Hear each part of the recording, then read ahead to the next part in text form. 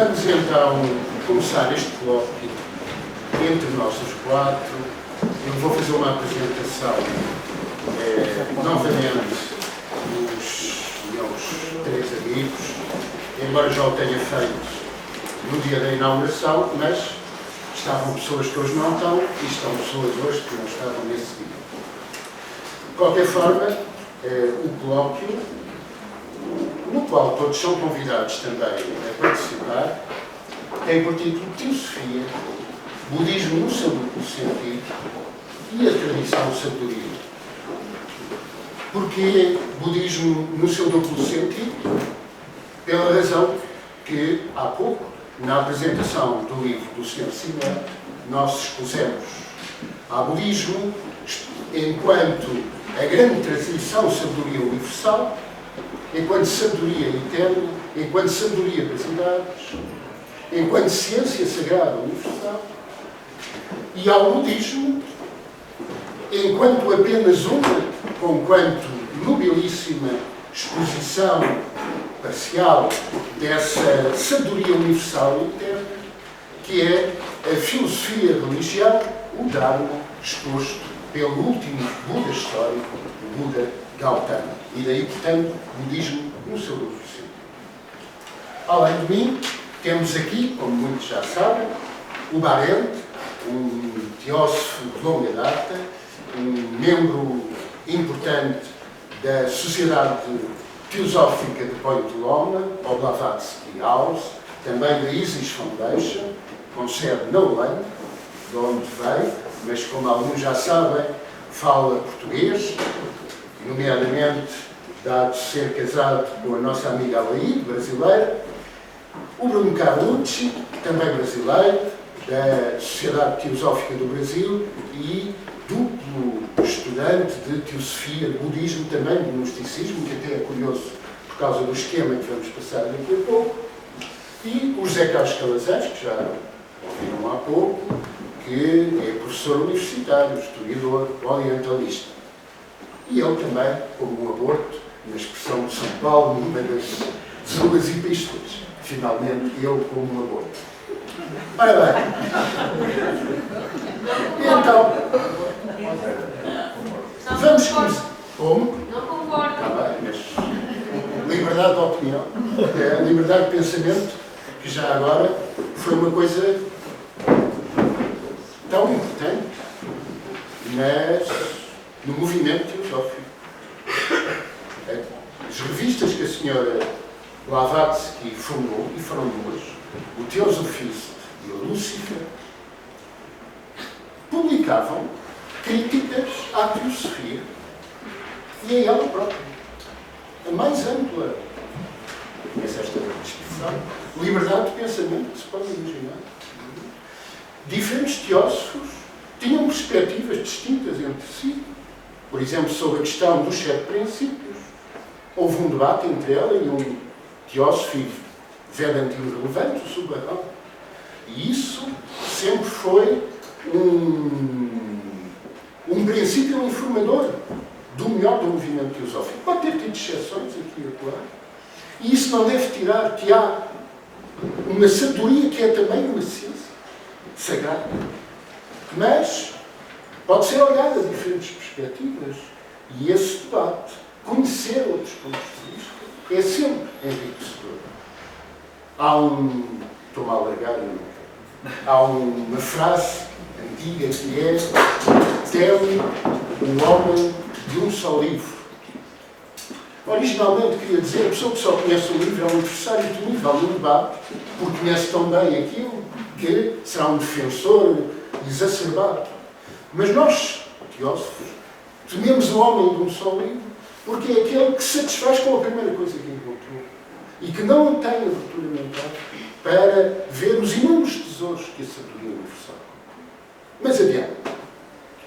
Então, temos aqui um esquema que se vê muito mal, na verdade, embora eu vá dividir em dois e isso facilite, mas por essa razão mesmo eu distribuí as folhas que há pouco pusemos em cada uma das cadeiras. Se alguém, portanto, chegou e não tiver, temos aqui ainda sol. e é sobre o primeiro sentido da palavra ou da expressão budismo esotérico. Budismo com apenas um D. Não é?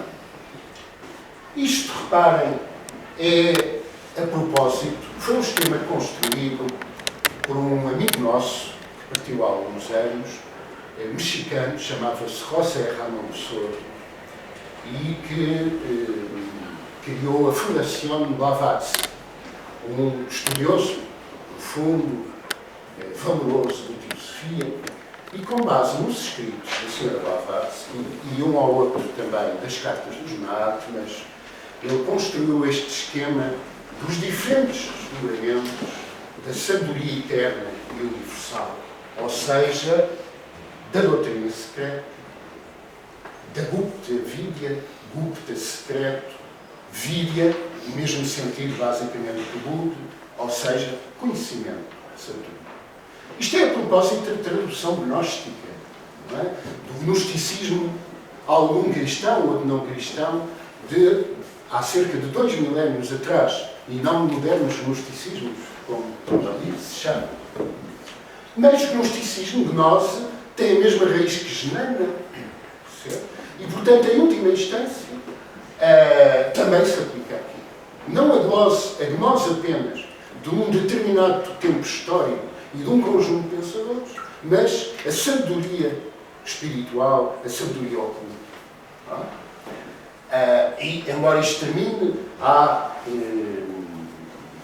1800 anos atrás, aproximadamente, depois disso também houve ramificações da gnose, não é? Os seguidores de Ali, no Islão, os grupos que, entre perseguições, surgiram à luz do dia no seio do cristianismo, como os cátaros, os bogomilos, etc. Bom, mas o que importa aqui, e volto a dizer, tem de ser sintético, para ser um colóquio e não um monólogo, pretende-se um colóquio, é isto. Dessa doutrina secreta, Gupta, Vidya, há 2 primeiros grandes desdobramentos. Desse budismo esotérico, desse budismo apenas com um D, há 2 grandes desdobramentos. Um budismo pré-védico, antes dos Vedas, que foi de novo promulgado pelo Buda Gautama, budismo. E outra grande vertente, a vertente védica e Sanatana Dharma, o hinduísmo. Estas são, também por esta razão, as 2 tradições específicas que a generalidade dos teósofos, e particularmente os primeiros teósofos, e sobretudo Helena Blavatsky, tinham em mais alta estima. Como melhores manifestações, como manifestações mais puras e menos degradadas da grande sabedoria universal. Não é? E todas elas caracterizadas, já agora, por um não-teísmo fundamental.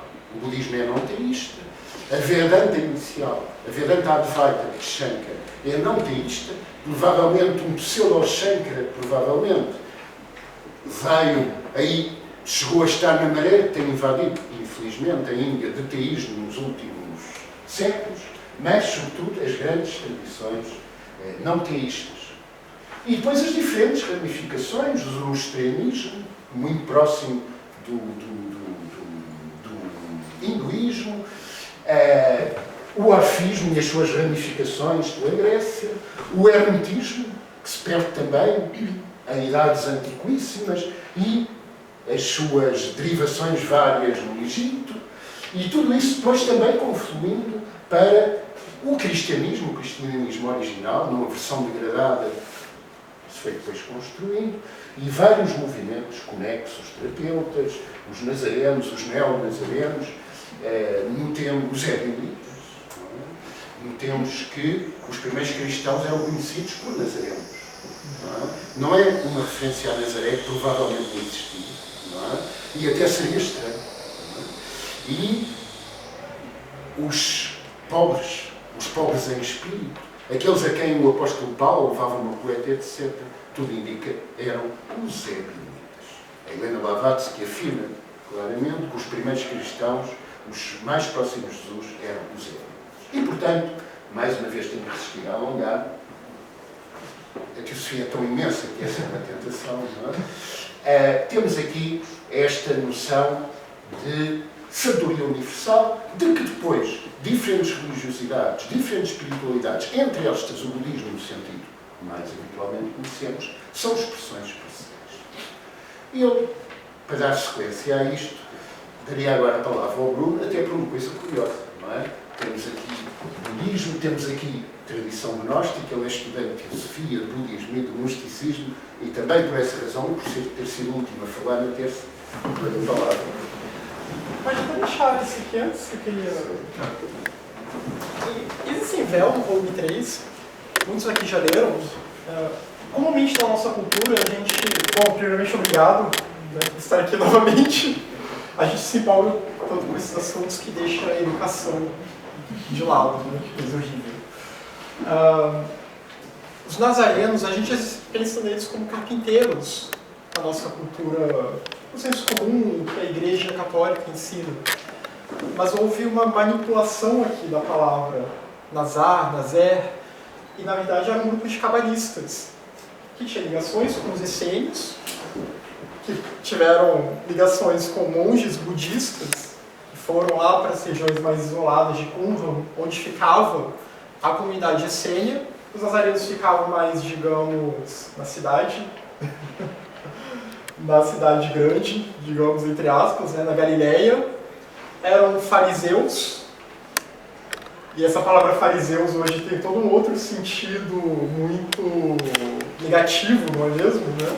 Farisaísmo, etc. Mas os primeiros cristãos eram fariseus. E depois esse fluxo, que é claro, aí vem Jesus, que vai interagir com João Batista, um discípulo do mestre da retidão, os grandes personagens da linhagem essênia. E depois disso, esse fluxo vai. Várias escolas gnósticas que vão surgir. Se a gente for em Sem Véu novamente, muitos aqui eu sei que já leram. Aquela história da crucificação não é bem assim. Jesus não foi exatamente crucificado, não foi morto pelos romanos, né? Foi apedrejado, amarrado numa árvore. E então o seu grupo tem que fugir daquela região. Porque se mataram o Mahatma, o que iam fazer com os discípulos daquele grande mestre? Então, Madalena e um determinado grupo, Madalena e vários outros vão rumo à Europa. Por isso que a gente tem o Caminho de Santiago, né? Aqui do lado, na Espanha. Alguns deles vão parar na Bretanha, onde depois vai surgir toda uma vertente celta do cristianismo. E um outro grupo vai fugir, passa pelo Egito. Os dois passaram pelo Egito, Alexandria. O hermetismo está sempre junto dessas tradições ocidentais. O próprio Jesus, né, teve que ir para o Egito durante um tempo. E aí, depois disso, um outro grupo vai para, digamos assim, liderado por Tomé, tem o famoso Evangelho Apócrifo de Tomé, e por outros, são muitos nomes aqui para citar e o tempo é curto. Eles vão para a Síria. E aí, naquela região, outras escolas vão surgir posteriormente, como os mandeanos. E depois dos mandeanos, mais uma palavra que aqui na nossa cultura tem uma carga negativa, e é a escola dos maniqueus. Né? Maniqueísmo hoje em dia tem um sentido bem ruim, né? Alguém que polariza tudo, que é bem dual. Mas Mani foi um grande gnóstico, o fundador dessa escola. E essa escola depois vai influenciar cátaros e várias outras escolas, e textos maniqueus vão se espalhar, chegando até a China. E há textos de Mani que ele diz, de tempos em tempos a providência divina envia sábios para o mundo. Buda, Zoroastro, Cristo, e acho que ele menciona mais alguns que agora eu não me lembro. Há um bom livro em inglês, The Gospel of Mani, de um estudioso, um teosofista, que foi publicado e traduziu alguns desses textos maniqueus. Então também é uma tradição muito interessante que tentou fazer uma síntese de ambas as tradições. E é claro, podemos também pensar que talvez esse próprio nome Mani, existe um mantra budista muito popular em sânscrito, Om Mani Padme Hum, e Mani é joia em sânscrito. Uma das possíveis traduções. É claro que esse mantra, como o professor explicou muito bem, o sânscrito é uma língua muito polissêmica, né? Então os mantras às vezes parecem frases simples, mas com vários significados. O mantra literalmente seria a joia do lótus e etc., mas é um mantra muito profundo, voltado para a compaixão, que é a base dessa tradição aqui.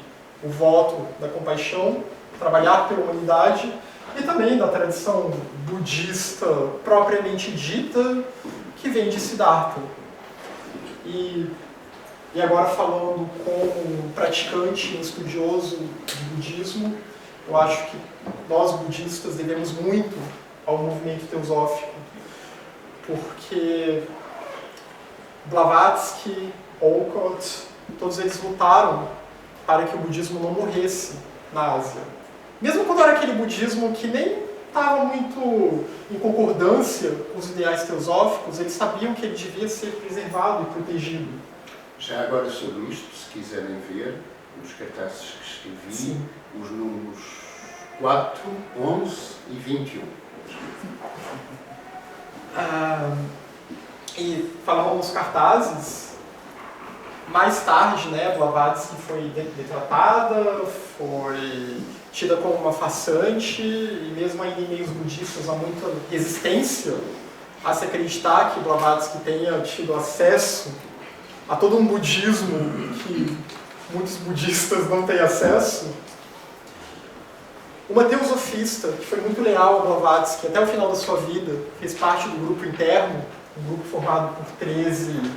Se existia a sessão esotérica, essa era a sessão esotérica da sessão esotérica, era Blavatsky mais 12, 6 homens e 6 mulheres. E uma teosofista chamada Alice Cleaver, junto com outra teosofista que trabalhava com ela, Basil Crump, e seu filho, Gordon Cleaver, eles foram, algum tempo depois que a Blavatsky morreu, eles foram até a Índia, foram até a China, chegaram bem perto do Tibete, mas foi na China que eles se encontraram com o Nomo Panchen Lama. E editaram depois a edição de 1929, 27 exatamente, fez 90 anos. Em maio, né, esse mês que para o budismo é um mês sagrado, o mês do Vesak, e eles publicaram uma nova edição da Voz do Silêncio com um prefácio. É prefácio que se diz aqui? Sim, prefácio.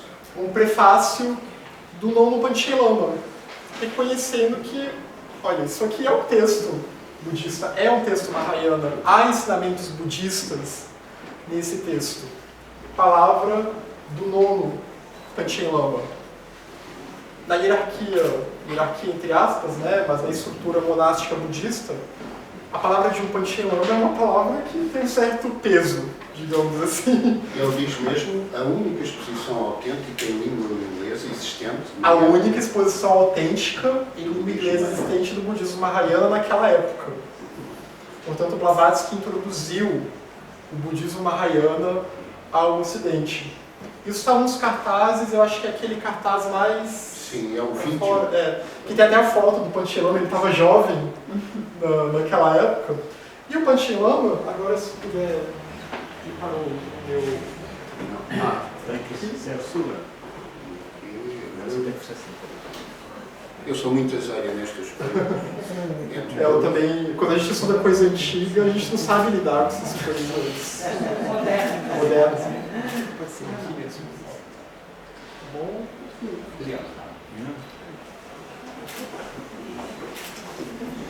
E o Nomo Panchen Lama foi um dos primeiros a conceder transmissões públicas de um ensinamento chamado Kala Chakra.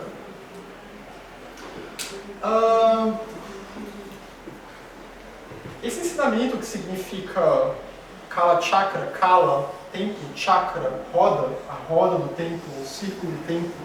Um tantra diferente da maioria dos tantras budistas, que fala sobre a manifestação do cosmos. Tem o Kala Chakra externo, a mandala que se manifesta com a própria manifestação, o kalpa, e tem o Kala Chakra interno, que são os nossos canais, os ventos, a nossa mente, assim como em cima, assim como embaixo, o mesmo princípio. E Blavatsky cita textos Kala Chakra em alguns dos seus collected writings, digamos. E um teosofista americano, um sanskritista, tibetologista e também budista, um praticante do budismo, chamado David Regal, e a sua esposa Nancy Regal, eles vêm já há décadas fazendo um importante estudo, né, que está... Eu traduzi alguns textos que foram publicados aqui, chamado Os Textos dos Livros Secretos de Blavatsky e a Tradição Sabedoria, em que, quando a Blavatsky fala dos chamados livros de Kyute, que seriam, digamos, a fonte das instâncias de Dzyan, há uma relação, uma ligação com esse sistema aqui do budismo. E ele vai mostrando como essa palavra Blavatsky tirou de uma transliteração de Gyut, que se refere a Kanjur, que é a coleção de tantras do Kanyi budista. O budismo tem as suas duas coleções de textos principais, né, que foram sistematizadas, principalmente por Budong Rinchen, lá em torno de 1200 e alguma coisa. Não sou muito bom com datas, deve estar escrito aí, mas enfim.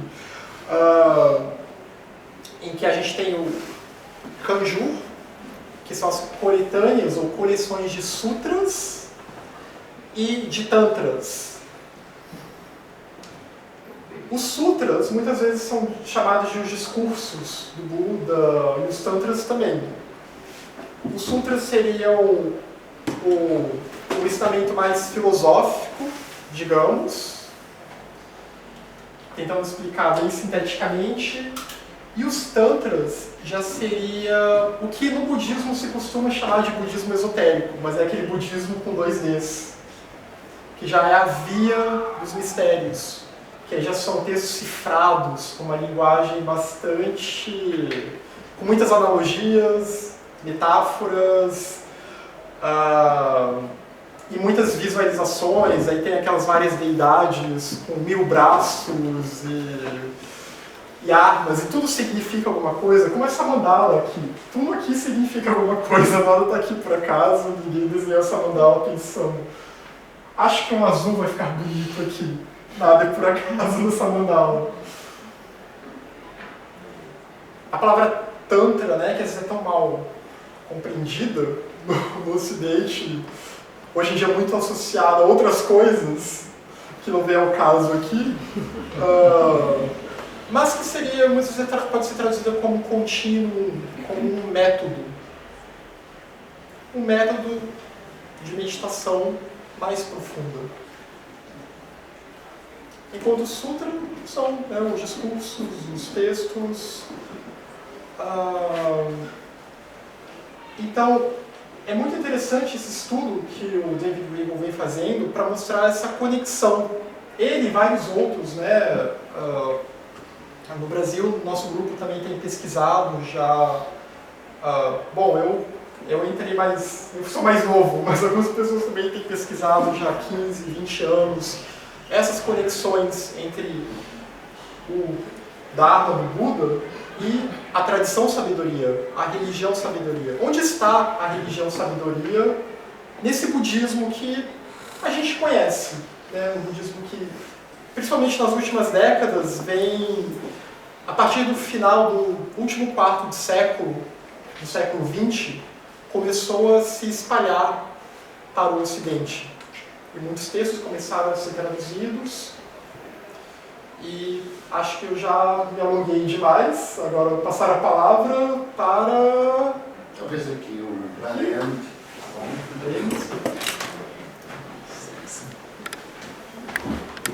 Depois o José Carlos e depois alguém que quer intervir. Para depois passarmos a nova ronda.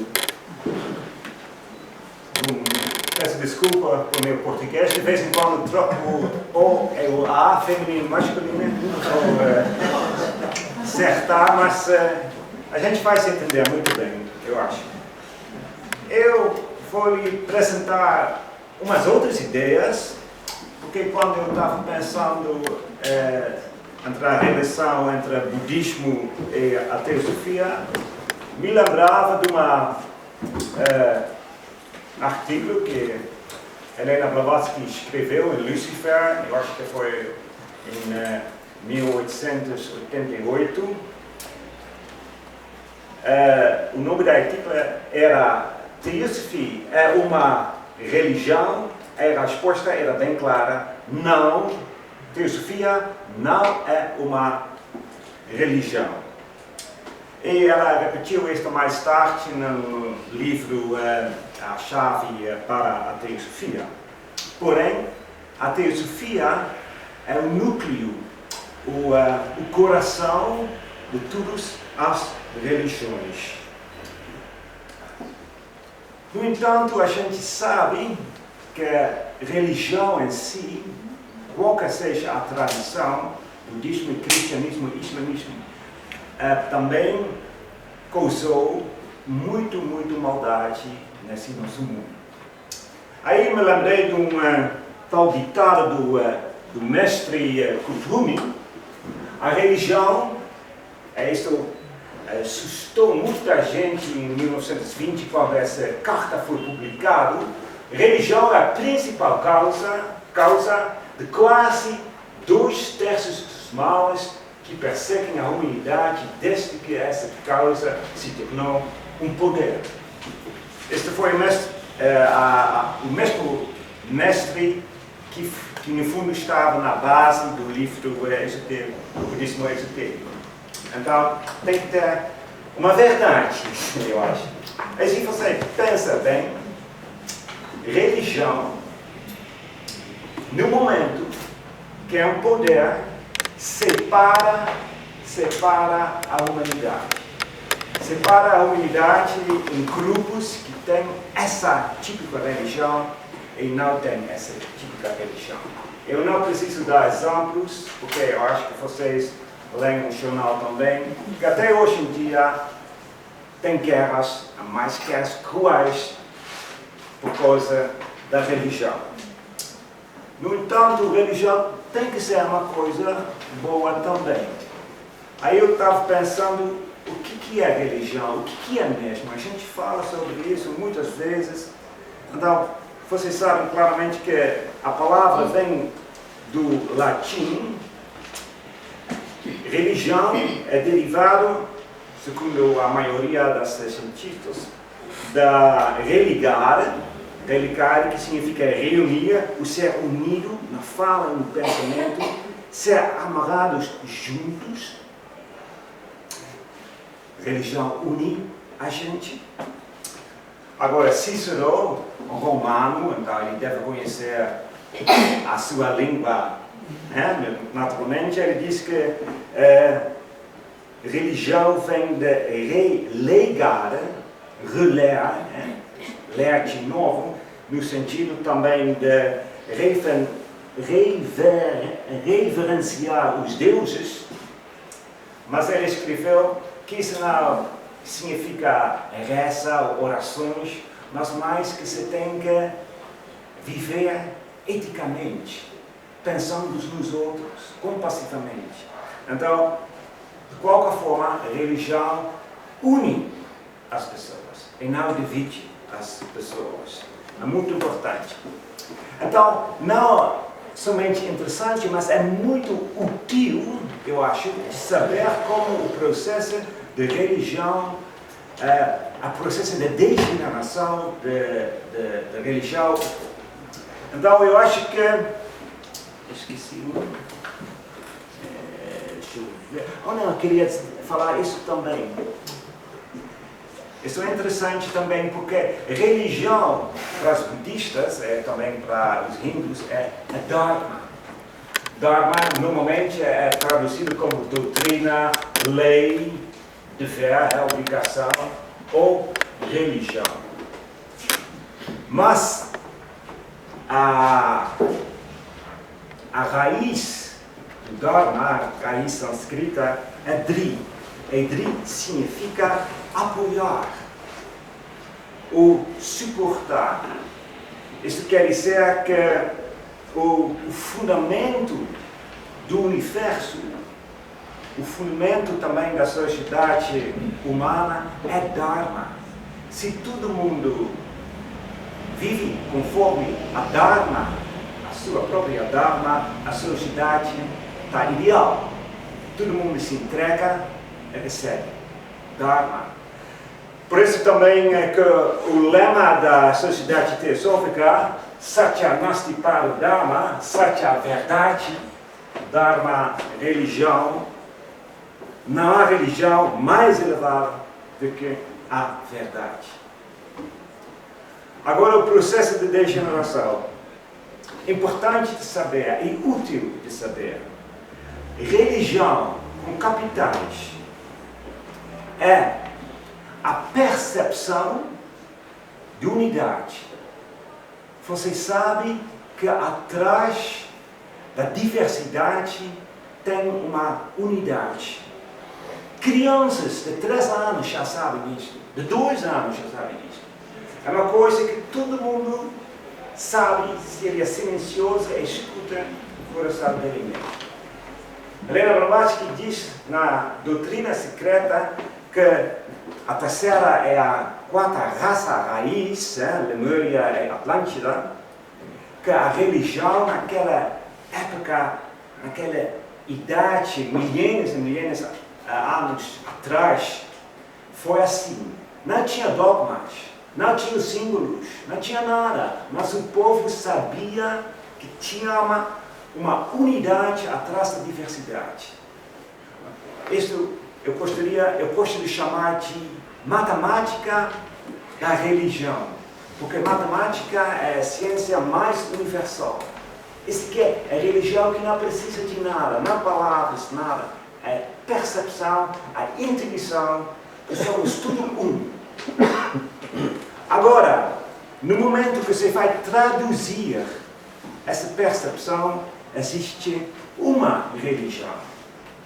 Então, uma religião, nós vimos muitas religiões, uma religião já, no fundo, é uma passo mais baixo na escada, por assim dizer. Não faz mal, porque você tem que ter uma maneira de comunicar, tem que ter mitos, tem que ter símbolos, tem que ter palavras. Enquanto você sabe que os símbolos, as palavras, os mitos não são a verdade, mas são apenas maneiras para comunicar a verdade, qualquer religião é boa. Mas no momento que você vai pensar que os mitos e os símbolos são verdades em si mesmo, aí começam os problemas, porque aí começa a pensar que sua religião é melhor que o outro. Aí, depois, não tem uma religião mais, mas tem uma crença, uma fé. Eu acho que a maioria das religiões, hoje em dia, seja budismo, seja cristianismo, seja islamismo, hinduísmo, é uma crença. Crença quer dizer que você não pensa mais por si mesmo, mas você diz, está escrito na Bíblia, o pastor diz, o Buda diz, e você para de pensar. E isso acaba com o oposto de religião, que é uma seita. Uma seita quando se sente totalmente separado dos outros, e você é capaz, porque você acha que é uma coisa sagrada, de até matar o seu vizinho, porque ele tem uma outra religião. Bom, por isso é muito importante, eu acho, de saber que se você tem uma religião, você estuda uma religião tem dois lados. Um lado que é, por assim dizer, focado na religião com capitais, e também, infelizmente, um lado que é focado no seita, na crença, etc.